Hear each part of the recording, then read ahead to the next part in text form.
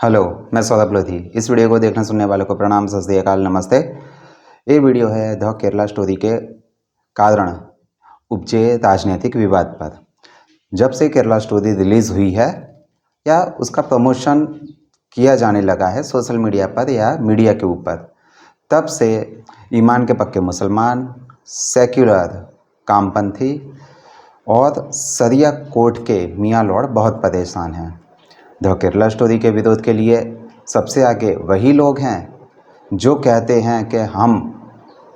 पैगंबर या कुरान के बताए हुए रास्तों पर चलते हैं, और सबसे बड़ा उनका दावा है कि मुसलमान किसी से नहीं डरते हैं और इस्लाम सच का साथ देने के लिए कहता है। परंतु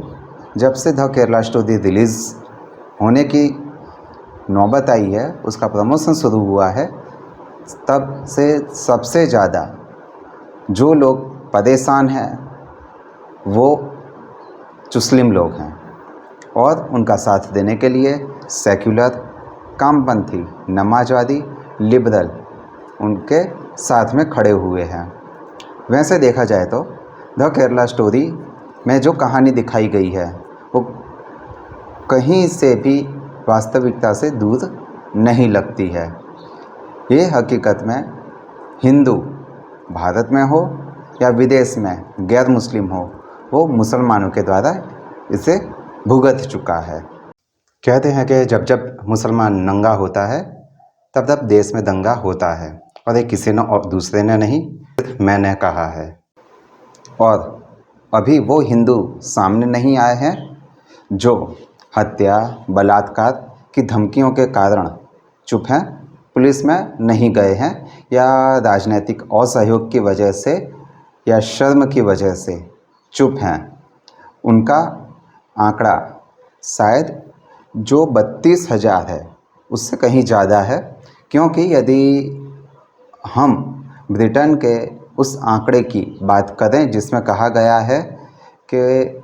बांग्लादेश और पाकिस्तान के मुस्लिमों ने ब्रिटेन की ईसाई लड़कियों को या गैर मुस्लिम लड़कियों को सेक्स का, यानी अपनी हवस का, इस्लामिक हवस का शिकार बनाया है, और उनकी संख्या लगभग 5 लाख बताई जाती है। परंतु भारत में 32,000 के आंकड़े को लेकर बहुत घमासान मचा हुआ है, और एक घमासान यानी कि चाय की प्याली में जो तूफ़ान खड़ा किया जा रहा है वो उन लोगों की तरफ से किया जा रहा है जो सच सामने आने से रोकना चाहते हैं। सेक्युलरिज्म, वामपंथ, समाजवाद या लिबरल पार्टियों के नाम पर जो पार्टियां अपने राज्य में या उन राज्यों में जहां उनके सहयोग से, समर्थन से सरकार चल रही हैं, वहां द केरला स्टोरी को बैन किया जा रहा है, या उसके प्रदर्शन के खिलाफ हिंसक विरोध प्रदर्शन को बढ़ावा दिया जा रहा है, और इसके लिए इस्लामिस्टों को उकसाया जा रहा है। वैसे देखा जाए तो भारत के अंदर या विदेश में जब सेक्युलरिज्म, मल्टीकल्चरलिज्म या लिबरलिज्म के नाम पर जो सरकारें बनती हैं, वो और उनकी केंद्र बिंदु या उनकी राजनीति का जो केंद्र बिंदु है वो हिंदू विरोध, या तो वो उन लोगों का विरोध करते हैं जो मुसलमानों के वास्तविकता को जानते हैं, समझते हैं। इसलिए जब केरला स्टोरी रिलीज़ हो रही है तो भारत में हिंसक विरोध प्रदर्शन मुस्लिमों के द्वारा देखा जा रहा है, और समाजवादी, लिबरल,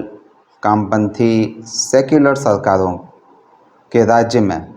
इन विरोध प्रदर्शनों के खिलाफ कोई भी कानूनी कार्यवाही नहीं की जा रही है। और ऐसा लगता है कि भारत में जिन जिन राज्यों में सेक्युलरिज्म के नाम पर, लिबरलिज्म, समाजवाद के नाम पर जब सरकारें बनाई जाती हैं, तो वो हिंदू जनसंहारों का समर्थन करती हैं, हिंदू जनसंहारों को आगे बढ़ाने के लिए ऐसे कानून लाती हैं। और मियाँ लॉर्ड ऐसे विरोध प्रदर्शनों के सामने अपनी आंखें मूंद लेते हैं, तब उनका कानूनी हथौड़ा शायद उनके घर के या उनकी राजनीतिक महत्वाकांक्षाओं के सामने नरम पड़ जाते हैं और उनको एक जातीय आनंद देने की चीज़ में बदलते हुए नज़र आते हैं। जितेंद्र आव्हाड जो एनसीपी के नेता हैं, उन्होंने तालिबानी डिमांड करते हुए द केरला स्टोरी के प्रोड्यूसर डायरेक्टर को सरेआम फांसी देने की मांग की है। और ये वही दल और नेता हैं जो कहते हैं, अपने चुनावी रैलियों में कहते हैं,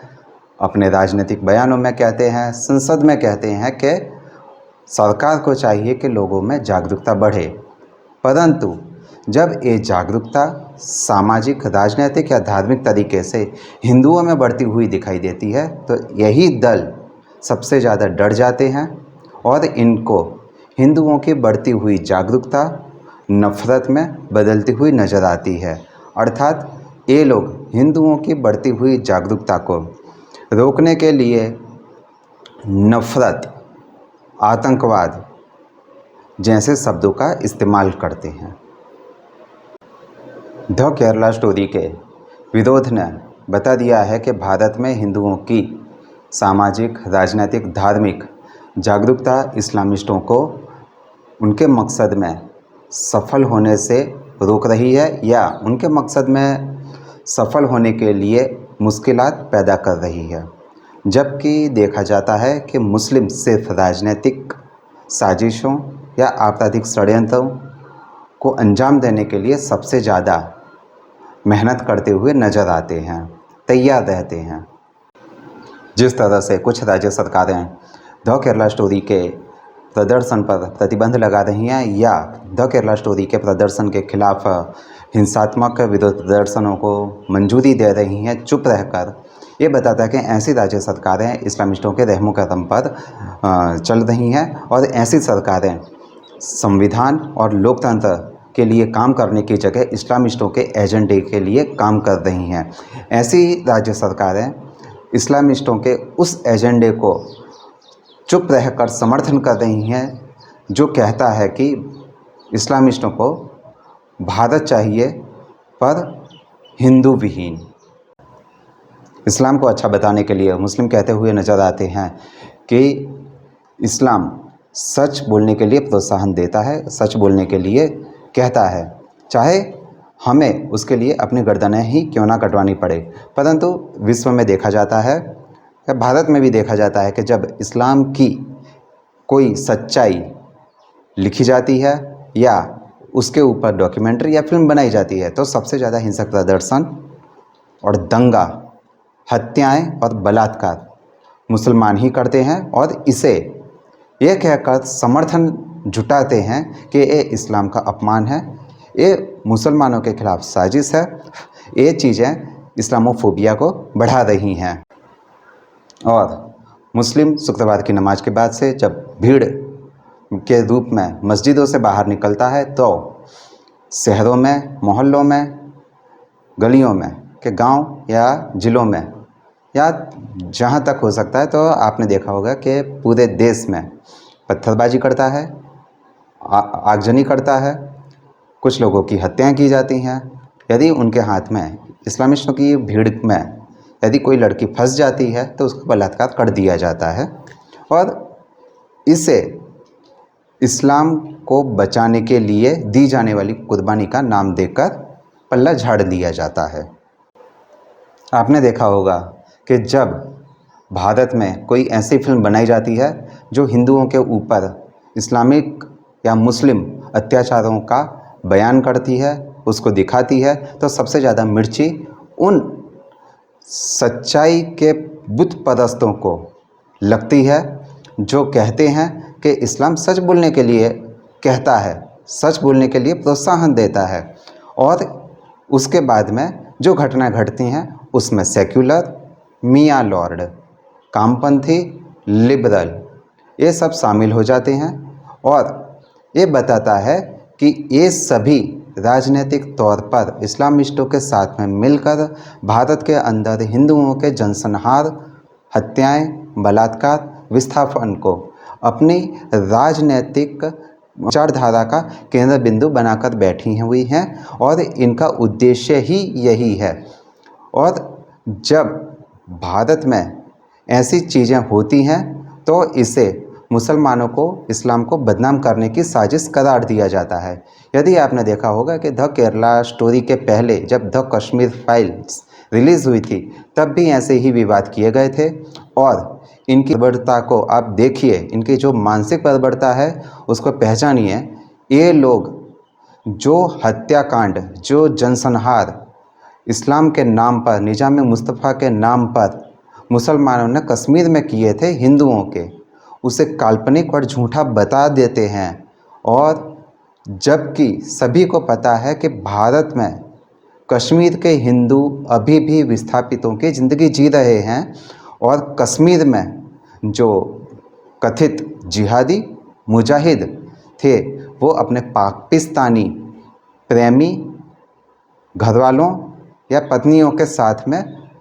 लूटी गई हुई संपत्तियों को अपने कब्जे में लेकर अपनी आराम की ज़िंदगी, ऐशो आराम की ज़िंदगी जी रहे हैं। द केरला स्टोरी का हिंसक विरोध प्रदर्शन करके मुस्लिमों ने यह स्वीकार कर लिया है कि उन्होंने इस्लामिक साजिश के तहत हिंदू लड़कियों के साथ में ऐसे अपराध किए हैं, और वो भी एक खास रणनीति के तहत। और इसमें सेक्युलरों ने जो समर्थन दिया है, समाजवादियों ने, लिबरलों ने या मियाँ लोर्डों ने, उन्होंने ये बता तो दिया है कि वो इस्लामिस्टों की उस साजिश का हिस्सा हैं जो गजवा हिंद के नाम से पुकारी जाती है, पहचानी जाती है, उसको जाना जाता है। और इनका उद्देश्य भारत में हिंदुओं का समूल विनाश है। आप एक चीज़ पर गौर करना, जब भी मुस्लिमों की काली करतूतें लेखों, फिल्मों के जरिए दुनिया के सामने लाई जाती हैं तो सारी दुनिया के मुस्लिम देश, नागरिकता और सीमाएं भुलाकर एकजुट हो जाते हैं, हिंसक प्रदर्शनों की धमकियां देते हैं, हिंसक प्रदर्शनों को अंजाम देते हैं, हत्या बलात्कार किए जाते हैं। साथ में पीड़ितों को भी धमकाया जाता है, उनको झूठा बताया जाता है, राजनीति से प्रेरित बताया जाता है और उनके ऊपर सेकुलरिज्म, भाईचारा बिगाड़ने का आरोप लगाया जाता है। और इस काम में वो लोग सबसे ज़्यादा आगे बढ़ चढ़कर हिस्सा लेते हैं जो खुद को लिबरल कहते हैं, सेकुलर कहते हैं, एथिस्ट कहते हैं, समाजवादी कहते हैं या सोशलिस्ट कहते हैं। और इस बैंड वैगन में मुस्लिम लिबरल, पत्रकार,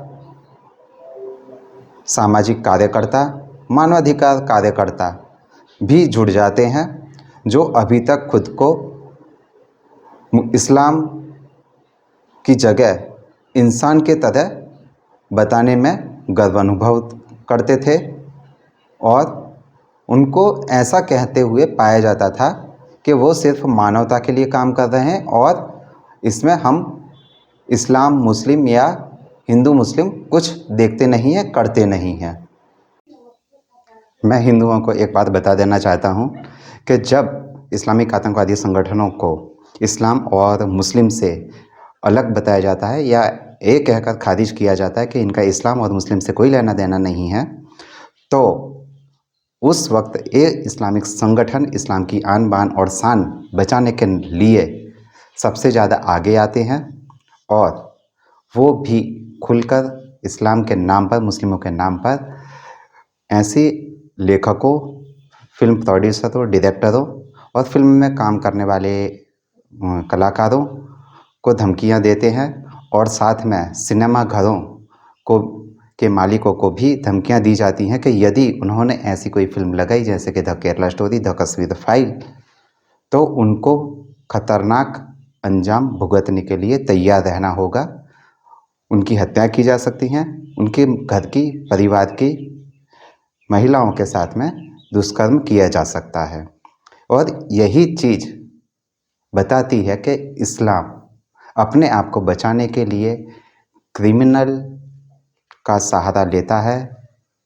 आतंकवाद का सहारा लेता है। और यही वजह है कि इस्लाम की अभी तक कथित राजनीतिक इज्जत